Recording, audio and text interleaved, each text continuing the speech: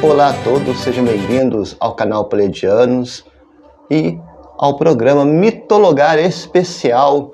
Nós estamos no mês de junho, nós estamos nas festividades juninas, com destaque a São João Batista.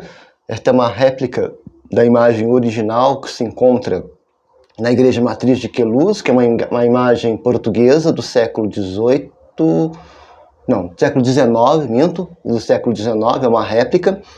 E nós vamos falar hoje sobre as festas juninas, não somente a parte cultural, mas também a parte religiosa, a psique da festa, a sua origem e principalmente a personalidade de João Batista, porque ele é uma mudança de ciclo, assim como para os europeus o solstício de verão é uma mudança de ciclo, né, da morte para a vida.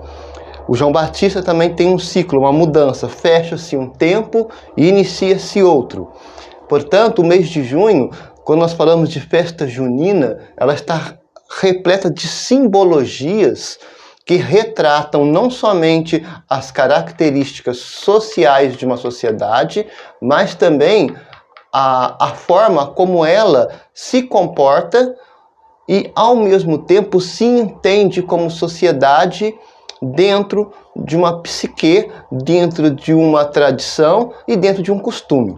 As festas juninas, ela reúne todas essas características em torno de algum santo. No caso, como o mês de junho, nós temos 3 santos que são comemorados, né? Antônio, Pedro e João Batista, mas se nós observarmos a história por detrás das festas juninas, ganha destaque, vai ganhar um destaque, João Batista. Bem, as festas de São João têm origem na celebração pagã do solstício de verão e elementos cristãos, né? A mistura dos dois. Roupas e comidas típicas, danças, músicas fazem parte desta tradição. O que é um solstício?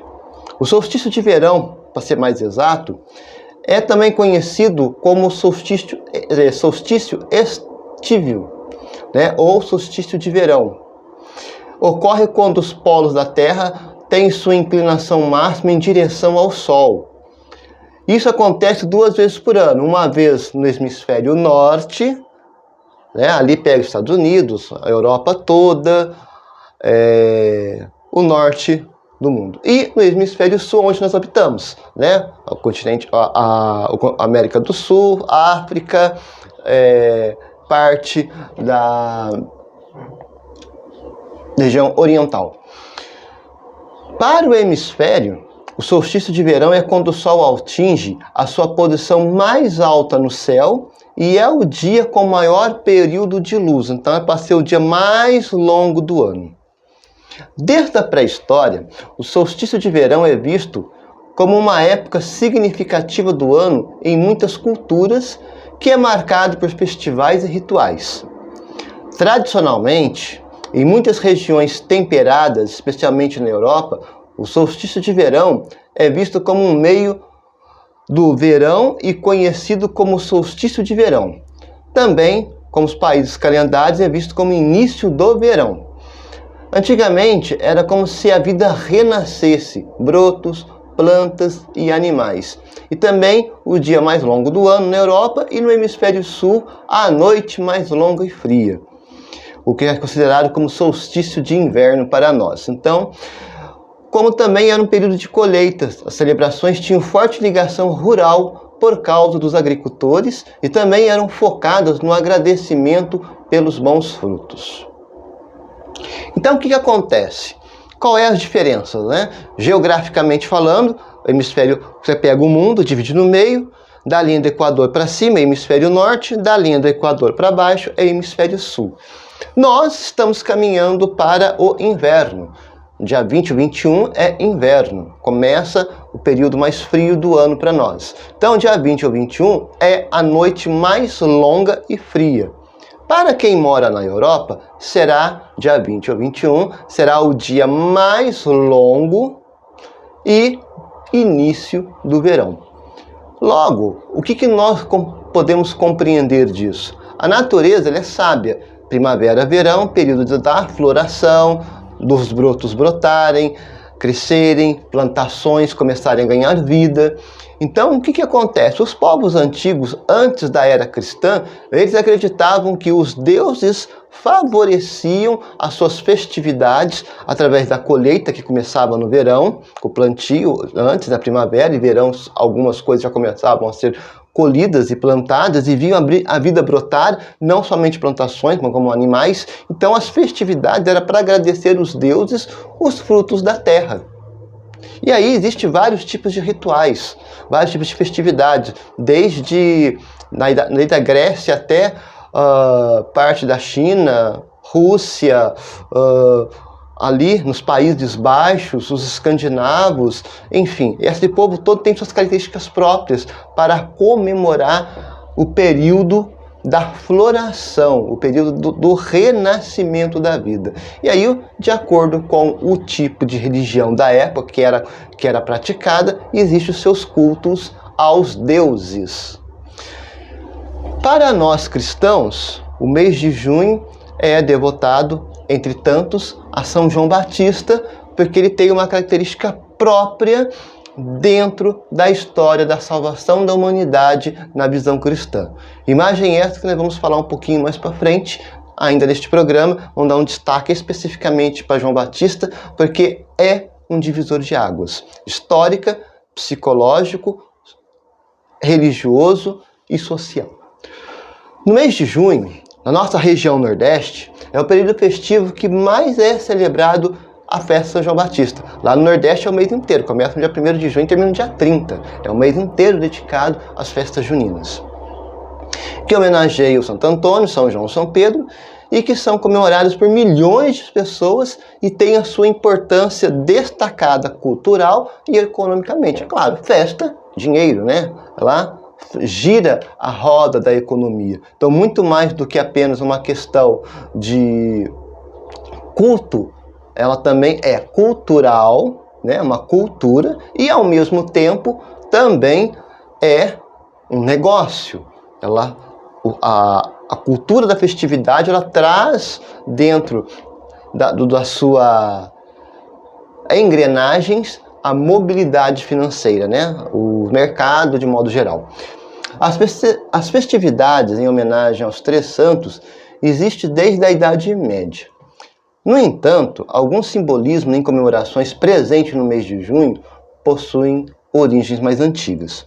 No Brasil, com o decorrer do tempo, outros costumes foram incorporados ou adaptados, formando festas juninas que são conhecidas atualmente. A forma como nós conhecemos as festas juninas atualmente. Durante as festividades, famílias, amigos, parentes costumam se reunir para dançar, comer pratos típicos do período e até fazer algumas brincadeiras. No caso de Santo Antônio, é considerado o santo casamenteiro. Muitas pessoas costumam fazer promessas, orações, simpatias com o objetivo de encontrar um amor. Eu vi esse tempo atrás uma reportagem em que o Santo Antônio estava mergulhado de cabeça para baixo num copo d'água, que a pessoa que fez essa benevolência com o pobre coitado do santo, enquanto ele não arrumasse um casamento, não tiraria o santo dentro do copo d'água. Um exemplo das crendices ligadas a Santo Antônio no mês de junho. Outros têm o costume de tirar a imagenzinha do menino Jesus dos braços de Santo Antônio e só devolve quando a sua prece, o seu pedido é reconhecida e atendida. Outros ainda têm o costume de pegar o Santo Antônio, amarrá-lo de ponta cabeça e colocá-lo pendurado atrás da porta. Então, cada um, vocês vão observando que a crendice, ela vai sendo incorporada a uma condição social. A condição social que nós estamos falando é uma condição que eleva a nossa vida a pensarmos um pouquinho mais sobre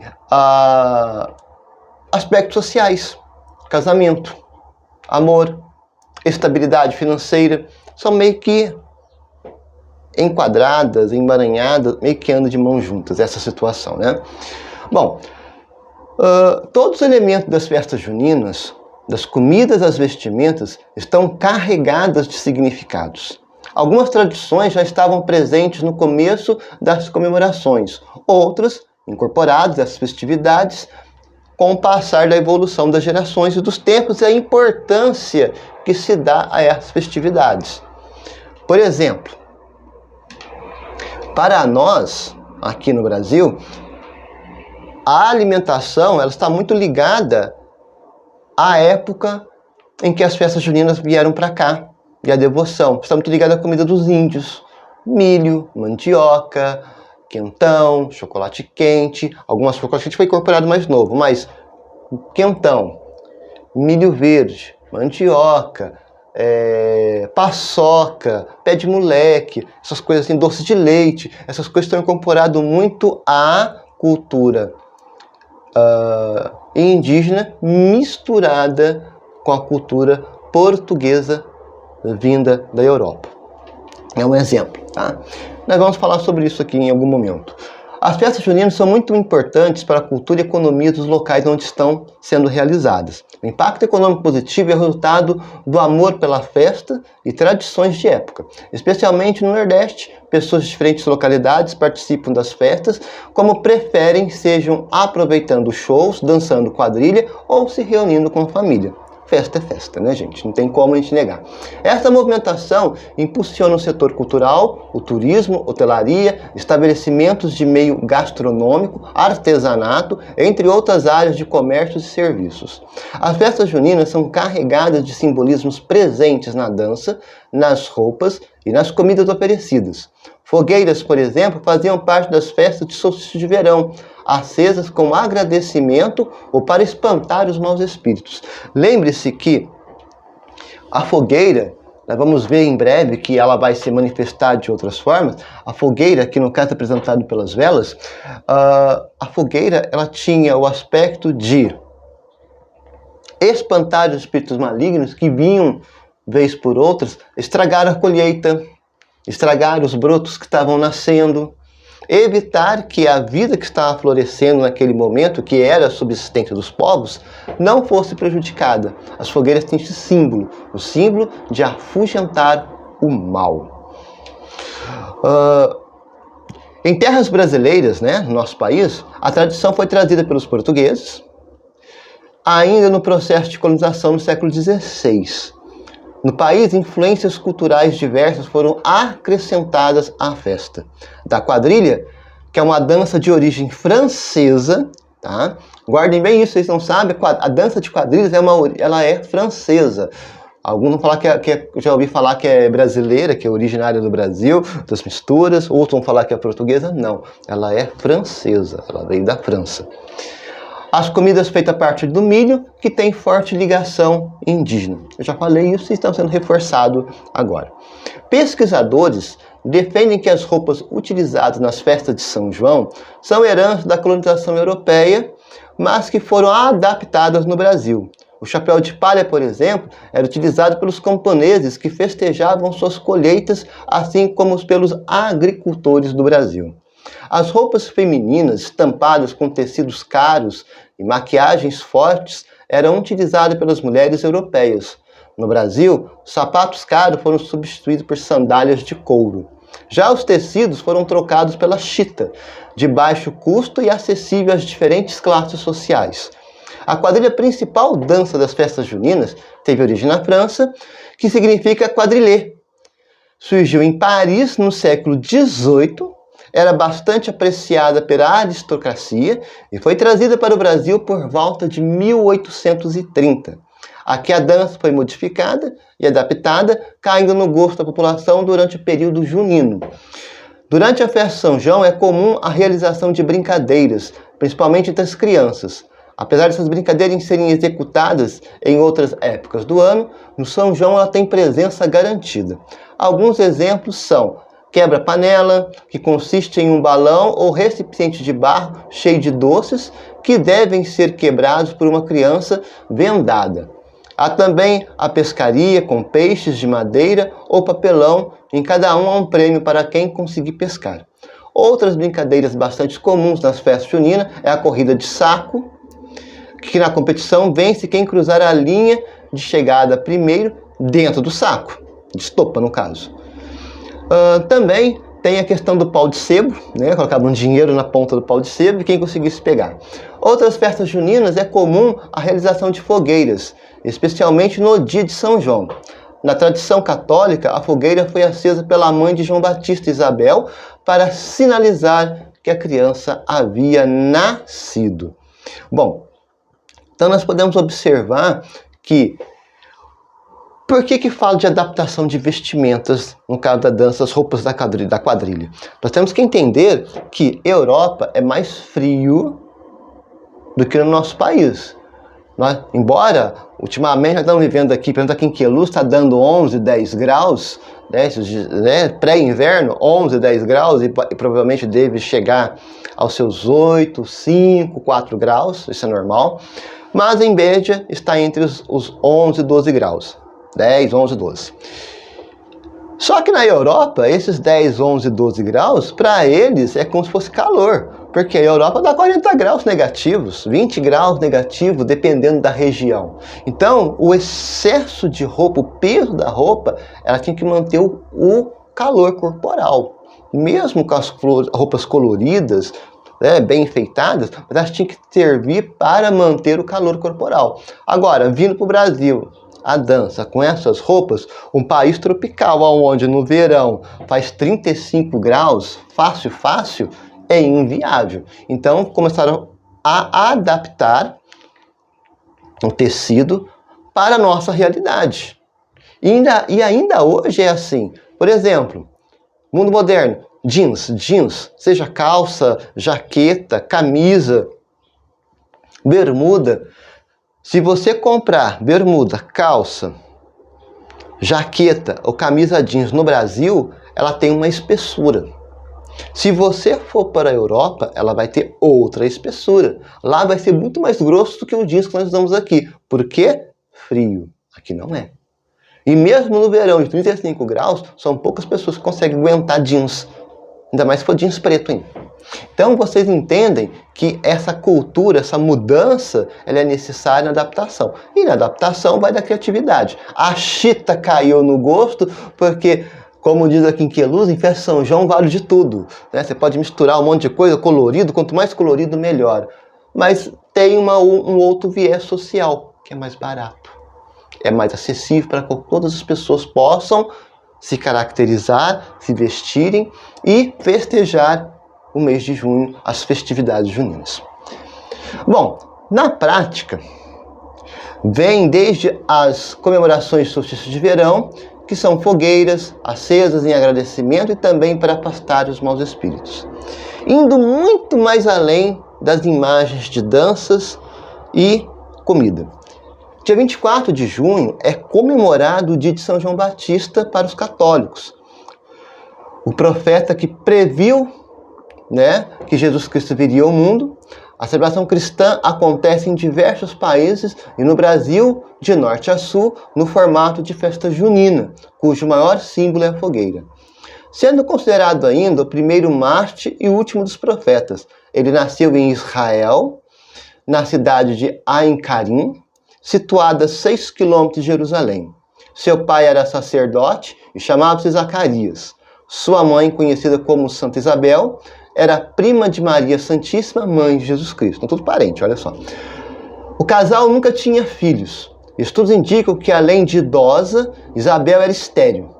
No entanto, um dia, o arcanjo Gabriel anunciou a Zacarias que eles teriam um filho e ele deveria se chamar João. O acontecimento foi considerado um milagre. Bom, por que essa marca se destaca em dar ênfase em dizer que era um casal idoso, dando destaque para a esterilidade de Isabel? Nós sabemos que a sociedade hebraica, ela preza muito família, principalmente na questão de fazer novas gerações. Por quê? Vamos pensar um pouquinho. Você que está me vendo e me ouvindo. Você casa com seu marido ou com a tua esposa, dependendo de quem for a pessoa que está me assistindo. Vocês dois vão trabalhar, vão produzir um patrimônio. Nós sabemos que nós não somos eternos. Uma hora nós vamos descer a sepultura. Logo, quem que vai herdar todo o seu patrimônio? Quem que vai continuar o seu trabalho? Você levantou uma empresa do zero junto com a sua esposa, suponhamos. Ou sua esposa abriu uma empresa sozinha, seu marido abriu uma empresa sozinho e prosperaram. Quem vai herdar? Será os teus filhos. A lógica seria os filhos. Então, o que acontece? Para o povo hebreu ou judaico, é a mesma coisa. Filhos, dentro da religião, é chamado de bênção. Para nós seria gasto, né?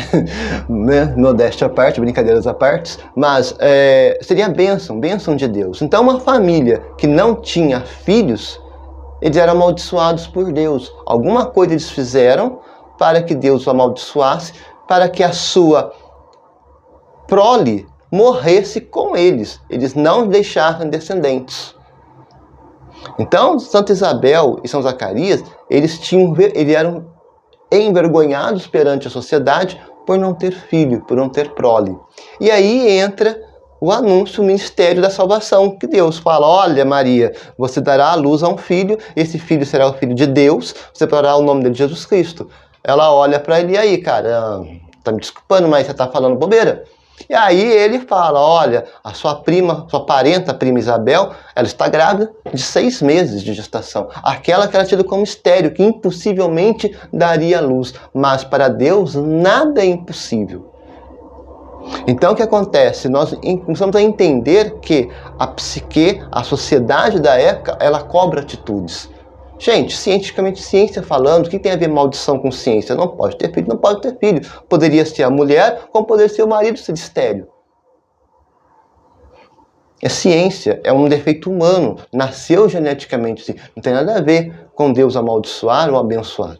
Mas, como tudo é voltado pela ótica da fé e ao mesmo tempo é uma prescrição, né, do Antigo Testamento, em que Deus resolve agir de maneira direta, então esses fatos são narrados na Bíblia como milagres, nos olhos da fé cristã, como milagres, e que a pessoa João Batista, ele é fruto da vontade de Deus, indo muito além do que apenas nós conhecemos.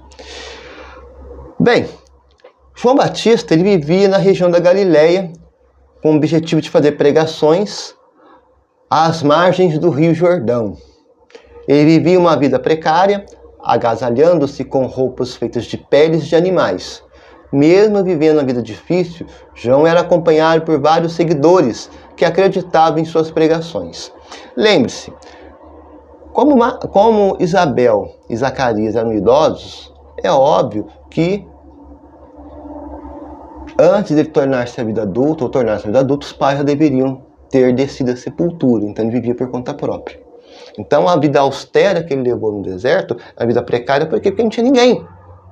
A família deixou o que para ele? O que se produzir? Lembre-se que é uma região pobre, uma região que somente os ricos tinham dinheiro. Então a própria vida, a postura de vida de João Batista, de viver precariamente, né, na Bíblia que ele se alimentava de gafanhotos e mel, é o que tinha para comer, porque ele era pobre. Qual é a diferença de nós hoje? Quantas pessoas não são pobres, não vivem, não comem aquilo que dá? Muitas vezes aquilo que a terra pode proporcionar naquele momento. Veja que a Bíblia, ou os personagens da Bíblia, estão muito mais próximos da nossa realidade do que nós mesmo pensamos. É que nós olhamos aos olhos da fé como se fosse algo, nós falamos de João Batista, né? O santo, São João Batista. Mas o João Batista é pessoa, pobre, humilde, que vivia segundo as condições que podia. Quantas pessoas não vivem isso no nosso mundo? Quantas pessoas não estão nessa mesma condição? Olha a proximidade social. E ao mesmo tempo é um despertar para gritar para a humanidade que nós temos que combater as injustiças. E as palavras de João Batista vêm bem de frente com isso. Pregar contra a injustiça, pregar contra o que é errado. Né? Tanto é que é chamado de João o Batista, aquele que batizava as pessoas no Rio Jordão. Né? Vocês já sabem a história, eu não vou entrar nos pormenores, porque acho que todo mundo conhece a história de João Batista, sabe o que ele fazia. Bom, na fala de João Batista, pedia que as pessoas se arrependessem dos seus erros ou pecados, e para completo arrependimento ele batizava nas águas do Rio Jordão. Por esse motivo, o futuro santo ficou conhecido como João Batista. Em sua passagem pelo deserto, ele passou a ser considerado profeta ou homem enviado por Deus, onde anunciou também que Jesus seria o Messias e que chegaria para salvar a humanidade. Segundo a história, João Batista também batizou Jesus. Marca o fim do Antigo Testamento e o início do Novo, pois ele era o último dos profetas eleitos por Deus e depois dele não houve nenhum outro, pois Cristo já atuava no tempo e na história. Lembra que eu falei para vocês que o solstício de verão ele é um divisor de águas da morte, porque estamos saindo. Antes, o povo estava no outono e inverno europeu, que tudo morre, né? Murcha no inverno. Assim como nós também, muito pouca coisa se produz no inverno. As folhas caem, né? Enfim. E primavera, verão, o nascimento das coisas, o crescimento, o desenvolvimento da vida. O João Batista, ele é exatamente a divisão de passagem do mundo velho, do Antigo Testamento, para o Novo Mundo, o Novo Testamento. Por quê? Como profeta, ele é o último que é levantado pela força divina de Deus como profeta a pregar para o povo judeu ou hebraico da época. Por que foi o último? Porque ele era parente de Jesus Cristo, ele era primo do homem. Então, tanto é que ele batizou Cristo, né? Que depois de João Batista, não precisava mais de nenhum profeta, porque toda a Escritura estava sendo cumprida na pessoa de João Batista e sendo matéria viva em Jesus Cristo. Por quê? O próprio Cristo vai falar várias passagens bíblicas durante sua narração dos 4 evangelistas, que ele vira e fala, hoje se cumpriu essa passagem. Está se referindo a ele, a pessoa de Cristo. Então não houve outro profeta depois de Cristo, porque ele é a personificação da verdade, da vida e da imortalidade. Os cristãos, quem é cristão sabe que Jesus Cristo ele é o caminho, a verdade e a vida. Não é assim que nós aprendemos? É assim que está escrito nos evangelhos? Então, João Batista ele divide. É o renascimento para a vida, da morte para a vida. Por que da morte para a vida? Se nós observarmos o Antigo Testamento inteirinho, a persona de Deus era um Deus punitivo. E punitivo com força. Não existia perdão, não existia nenhum tipo de salvação humana. Em Jesus Cristo, mostra-se um outro tipo de Deus. Um Deus de amor, um Deus de compaixão, um Deus de verdade. Por que que esse Deus de verdade ele tem que se manifestar? Porque esse Deus de verdade, ele vai mostrar para as pessoas, em Jesus Cristo, amor, piedade, amabilidade, humanidade. Então o que acontece? Nós esquecemos, muitas das vezes, que quando nós falamos de salvação, independente do tipo de religião, de tipo de prática religiosa, ela está atrelada a um Deus benevolente. Porque a salvação não vem de nós. Ela vem de um Deus. Se você pegar a mitologia grega, como eu falei, tudo que aconteceu que nós, embora sejam práticas humanas, ela provém dos deuses. Se nós observarmos um pouquinho da mitologia egípcia, que eu já comecei a comentar com vocês aqui nos últimos episódios, últimos programas, é o humano no encontro de Deus.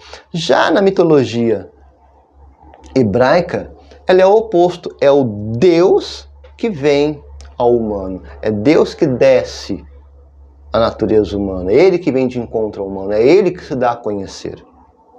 Então o que acontece? A partir do momento que Deus se dá a conhecer, Ele começa a enviar pessoas ungidas para ajudar o povo a entender Deus, a vontade de Deus, a prática de Deus na vida deles. Então, o que acontece? É claro que dentro de uma história, ela é contada por homens. Então, o que acontece? Nós estamos fadados à mentalidade, à tecnologia, à cultura e o desenvolvimento da época. A Bíblia, a Sagrada Escritura, ela tem assim uma performance inusitada que é a sua imortalidade. O que é a imortalidade? Existe uma alegoria, a Bíblia é totalmente alegórica. Se nós tivermos que pintar a Bíblia segundo o que está escrito ali, ela vai ser extremamente colorida, porque existe um monte de alegorias que é o pensamento, que é a cultura da época. Mas o que torna ela imortal é o conteúdo. O conteúdo ele vai ser sempre presente. Pode passar mais 1000 anos e ela vai continuar sendo presente. João Batista vai continuar sendo quem é, com a mesma proposta, com o mesmo entendimento, só com uma nova visão. Tira-se a mescla mística, você pega o conteúdo e aquele conteúdo é presente. Ele é presente. Quando ele diz e fala, raça de víboras, quem vos ensinou a fugir da ira iminente? Tirando da questão, ele está falando uma questão de Deus, divina, do Deus que vem, né? Que ele, lembre-se, João Batista é um profeta. Ele vem na pessoa representante de um Deus que faz e acontece e ele é implacável. Só que, vamos pegar essa frase, raça de víboras, quem vos ensinou a fugir da ira iminente? Vamos trazer para o mundo de hoje. Quantas pessoas não tentam se safar das coisas erradas que fazem? Quantas raças de víboras tentam fugir da cadeia, da prisão, de ser responsabilizado? E nós precisamos de pessoas de pulso firme, como João Batista, para fazer com que a verdade e a justiça prevaleça, independente de quem seja milionário ou miserável. Cometeu algo errado, está na lei, é crime, tem que ser computado conforme a lei prevê. Porque a lei ela é algo divino, né? A própria Bíblia fala, a lei é algo divino, que Deus que provê, é Deus que permite que a lei exista, e se a lei existe, existem autoridades, porque essas autoridades receberam um poder que é constituído do poder maior, que vem de Deus. Então, o que acontece? Esse poder constituído, ele tem que vigorar para todos, independente de cor, raça, religião e condição social financeira. É claro que na prática, nós encontramos e esbarramos em problemas muito sérios, que é corrupção, lavagem de dinheiro, favorecimento, costa larga, né? Os tapinhas de pelúcia no ombro, favoritismo. Mas, em tese, nós temos que encontrar pessoas com personalidade de João Batista para que verdade é verdade, justiça é justiça. E nós temos que lutar por isso. Nós lutamos por isso. Para que tenhamos pessoas realmente compromissadas com verdade e justiça, independente de quem esteja do outro lado no banco dos réus, seja ele para ser absolvido ou culpado. Nós temos que entender que essa personalidade de João Batista, ela vai marcar também o pensamento da época. Lembre-se que o rei Herodes, que era o rei da Judéia, ele estava, né, vamos assim dizer, copulando com a mulher do marido do irmão dele.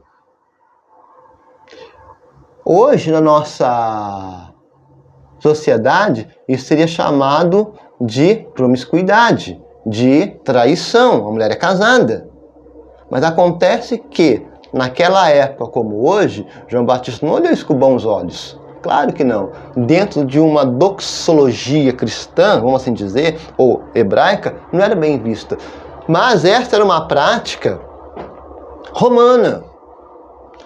Nós temos que entender que é uma prática romana. Ela não é uma prática somente dentro de uma psique de uma sociedade. Os romanos faziam, os gregos faziam, os egípcios faziam. Era comum a prática. Tanto que as mulheres dos grandes líderes romanos, ela pouco se importava quantos amantes a mulher tinha. Os reis egípcios tinham a esposa e tinham várias concubinas.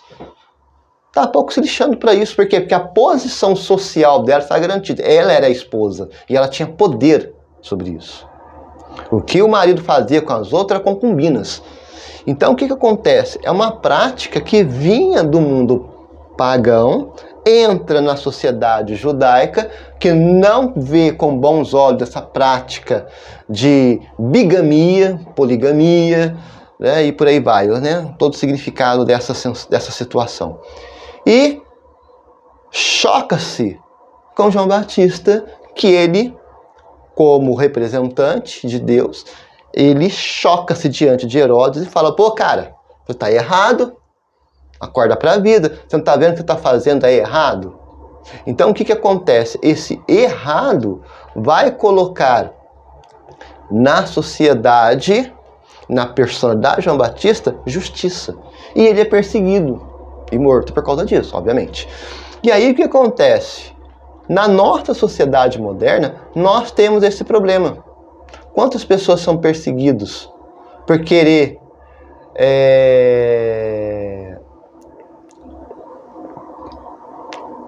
justiça e são perseguidos por isso? Porque a justiça para um é prisão para outro. Não é? Justiça para um é prisão para outro. Logo, nós entramos numa sociedade em que quem tem dinheiro, ele compra a justiça. E quem não tem dinheiro está à mercê da sombra da justiça. O que é a sombra da justiça? Cai naquela situação, você tem dinheiro, você consegue. Se não tiver, você vai se lascar. Mesmo você estando certo. Então o que acontece? O divisor de águas da morte para a vida também é um divisor de águas da injustiça para a justiça, da mentira para a verdade, de uma vida promíscua para uma vida reta. Então nós começamos a observar que esses comportamentos, eles vão trazendo à tona na nossa sociedade moderna, contemporânea, uma mesclação do mundo grego e romano com a sociedade judaico-cristã. Não se fecha, ela não mescla, ela não se une, mas caminham paralelamente. Por quê? Hoje, a justiça é feita? Depende. Se você pegar um bom advogado honesto, um juiz honesto, uma promotoria honesta, a justiça é feita. Se não, nós corremos o risco de botar na cadeia um inocente ou inocentar um culpado. Na questão social, nós vivemos num mundo igualitário? Lá como cá, nós temos poucos ricos e milhares de pobres. Nós temos igualdade de direitos? Lá como cá, nós temos uma parte privilegiada, pequena, e uma grande massa que carece dos mais básicos agentes de saúde, por exemplo, educação, alimentação, moradia, trabalho e por aí vai. Nós sabemos, nós conhecemos, nós somos brasileiros, nós vemos nossa realidade. Basta você olhar na sua cidade, no seu bairro, na tua rua, na sua própria vida. Você vai ver o que te carece. E também carece de aspectos psicológicos. Por exemplo, tem gente que acha que ter dinheiro, ele compra amizades, ele compra afeto, ele compra carinho. Não, ele não compra, ele usa. A pessoa que vem até você porque você tem dinheiro, ele dá o que você precisa e em troca ele recebe o que ele quer. Então nós vivemos numa situação onde hoje o sexo é por dinheiro, o amor é por dinheiro, as amizades são por dinheiro, as companhias são por dinheiro. Resumindo, há sempre um interesse. Logo, a nossa sociedade carece de verdades. Qual é a verdade? Você sabe que a pessoa está perto de você, só está perto de você por interesses exclusos?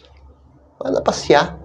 Prefiro ficar sozinho do que ter gente exclusa. Então, a pessoa de João Batista, ela traz dentro de si essa questão de mudança, não somente do comportamento, mas do pensamento e de uma sociedade. E no nosso mundo moderno, quando nós acendemos fogueiras, que é para afastar os maus espíritos, também é para afastar a maldade que nos rodeia das pessoas, das instituições e da sociedade. Quando nós nos fantasiamos e dançamos alegremente as quadrilhas, são para trazer esperança, revestirmos de um fôlego novo, de uma esperança nova, de uma sociedade melhor. Os fogos de artifícios que muitas das vezes nós soltamos no dia 24, diz que é para acordar João Batista, que ele dorme, né? É para acordar o mundo para a vida, para essa virada de novos acontecimentos. Que os fogos sejam o quê? A que vai sacudir, aquela sacudela, aquela mexeção, né? O sacode, para nós acordarmos para que precisamos fazer uma divisão de sociedade. Divisão de sociedade no sentido de que as coisas antigas não podem continuar vigorando. As coisas erradas do mundo antigo não podem vigorar no novo mundo. E quando eu falo no mundo antigo e mundo novo, ontem já é antigo, amanhã é novo. Então o que eu faço hoje, no presente, para divorciar do amanhã das coisas erradas de ontem? Então são processos. O entendimento da cultura, da festa, das cantigas, das vestimentas, da comida, tudo faz um retrato de uma sociedade em permanente transformação. Quais são as transformações que nós precisamos ter na nossa sociedade? Eu começo pela minha vida pessoal, depois a minha vida coletivo, de familiar, depois eu saio para a família mais extensa, que é tio, tia, primo, prima, avô, sobrinho, depois eu abro o leque para as minhas amizades sociais e, por fim, trabalho. E aí, englobando tudo isso, é uma sociedade, bairro, cidade, país, mundo. Então nós vemos que dentro de uma festividade, dentro de uma cultura, dentro de uma personalidade como João Batista, está carregado de simbologias que está no nosso mundo, que está no nosso meio, que está na nossa vida. E toda vez que nós olharmos para uma bandeirinha de São João Batista, uma imagem de São João Batista, uma foto, uma flâmula, foguete, lembre-se, nós temos que renascer no mundo novo, divorciarmos do mundo velho e nascermos no mundo novo. Assim como no solstício de verão, que é a passagem da morte para a vida, nós temos que olhar para trás, para o nosso passado, para tudo que era ruim, consertar hoje, para que amanhã floresça a nossa vida. Uma vida melhor, uma vida mais justa, uma vida mais digna para todo mundo. Todo mundo quer uma vida justa, todo mundo quer uma vida digna. Só que temos que trabalhar. Trabalhar, assim como se trabalha a terra para plantar e germinar e nascer, nós temos que trabalhar na nossa vida. Trabalhar nossas posturas, os nossos pensamentos, nossos relacionamentos, seja qual eles forem, para que amanhã a vida ela seja plena. Desejo a todos vocês ótimas festas juninas. Este foi o programa Mitologar desta semana. Nos encontraremos aqui no canal Pleiadianos com o nosso programa semanal. Até lá!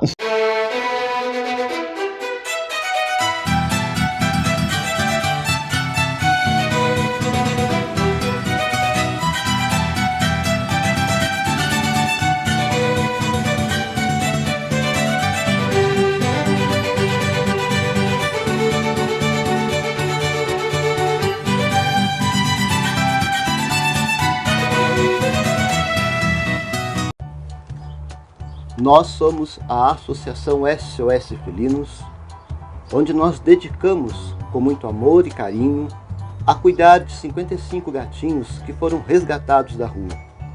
E através de sua inestimável ajuda, estamos conseguindo dar a esses bichinhos muito amados, um lar, alimento, remédios, veterinário, além de muita atenção, cuidado e imenso amor. Se você ainda não conhece a Associação SOS Felinos, venha nos conhecer pelas redes sociais e assomar conosco neste projeto. A Associação SOS Felinos, juntos para um mundo melhor para todos.